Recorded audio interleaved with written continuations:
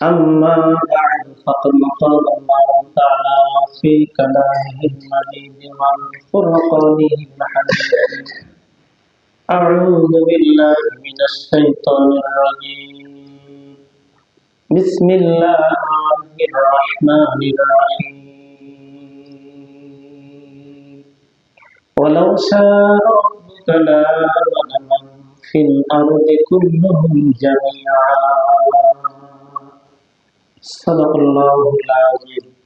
সকলে মহান আল্লাহর দরবারে শুকরিয়া সাজদা, সকলে পড়ি আলহামদুলিল্লাহ। যে মহান আল্লাহ রাব্বুল আলামিন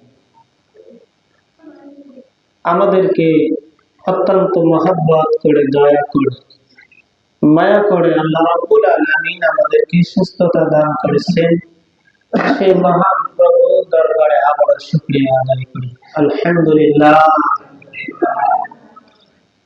আমার প্রিয় ভাইরা, পবিত্র জুমার দিন অনেক মানুষ আছে, সুস্থ আছে, সবল মানুষ। আজকে জুমার দিন আল্লাহর ঘরে আসা, এই সময়টুকু ভাগ্যে জুটবে না।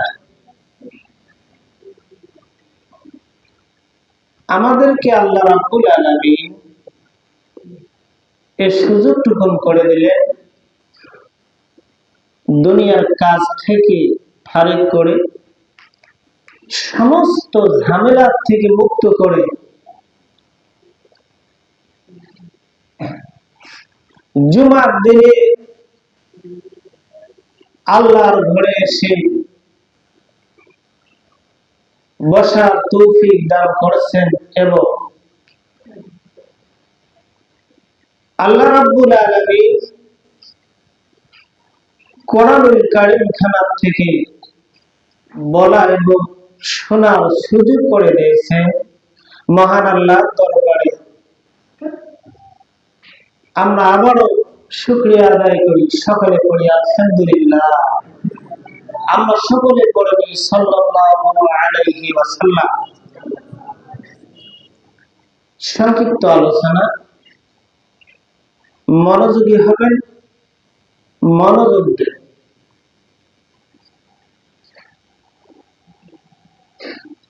রবীন্দ্রনাথ ঠাকুর নামে একজন কবি ছিলেন, জাতীয় কবি। কি আমরা অনেকে চিনি না, আমরা দেখি না, তবে বই পুস্তকে তার ছবি দেখেছি। উনি জাতীয় কবি রবীন্দ্রনাথ ঠাকুর। তো ছবিতে দেখলাম ওনার দাড়ি অনেক বড়, মোছও বড় বড়। এত বড় মোছ, হয়তো বা উনি খানা পিনা কেমনে করে, না মোছ এভাবে উপর বসে তলতি ধরে খায়, উনি ভালো জানেন, সেটা আমি বলতে চাই না। আমি শ্রদ্ধার সাথে বলতে চাই, সম্মানের সাথে একটা কথা বলতে চাই, সেটি হলো রবীন্দ্রনাথ ঠাকুর উনি একজন কবি ছিলেন, সকলেই চেনেন, সকলেই জানেন। তার লেখা বই পুস্তক অনেক সময় অনেক ভার্সিটিতে পড়াও হয়। তো ওনাকে মহান আল্লাহ রাব্বুল আলামিন সম্মান দিয়েছেন দুনিয়ায়, নাকি বলেন? কিন্তু এনার কিন্তু একটা জিনিস না থাকার কারণে আল্লাহর কাছে 5 পাইও দাম। মহান আল্লাহ রাব্বুল আলামিন পবিত্র কোরআনুল কারীম নামক আল গ্রন্থখানা দিয়ে আল্লাহ জানায় দিলেন, রাব্বুকা লা আমানা ফিল আরদি কুল্লুহুম জামিআ। আপাতত একবার সকলে সুবহানাল্লাহ পড়ি নাই তো, আরেকবার পড়েন।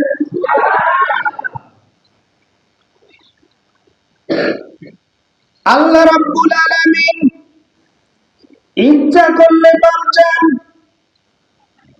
আমাদের বাংলাদেশ, পাশে ভারত, সৌদি আরব, ইন্দোনেশিয়া, কুয়েত, কাতার, যত প্রকার দেশ আছে, যে কোনো দেশের যে কোনো মানুষ, সব মানুষকে মহান আল্লাহ রাব্বুল আলামিন ইচ্ছা করলে এক যুগে সকলকে ঈমান নামক সম্পদ দিয়ে তাকে ধন্য বানায় দিতে পারতেন। মুসলমান, মহান আল্লাহ রাব্বুল আলামিন তা করেন নাই।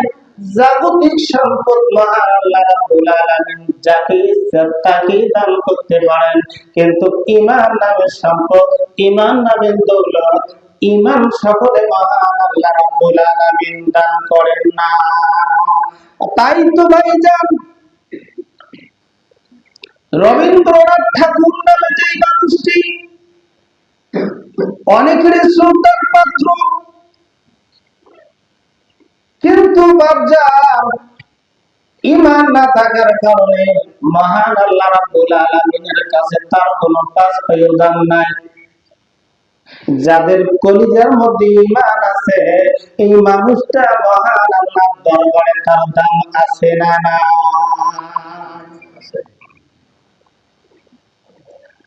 মুসলমান, সংক্ষেপে কিছু কথা বলি।